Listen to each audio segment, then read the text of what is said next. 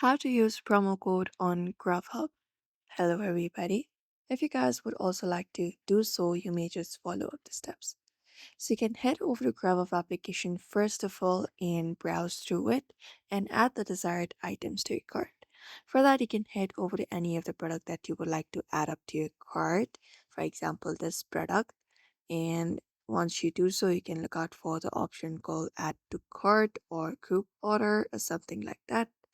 And once the product is added, what you can do is you can just head over and you'll be seeing a section to add gift cards and promo codes while you are proceeding to checkout.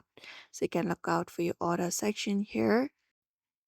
And during the checkout, you'll be finding a section to add gift cards and promo codes.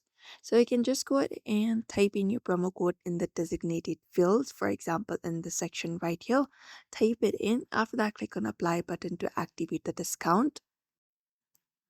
The discount will be applied to your order total and you can finalize your purchase. And that is it. So that's it for today's video. You may follow up this method if you would like to use promo code on Grubhub application.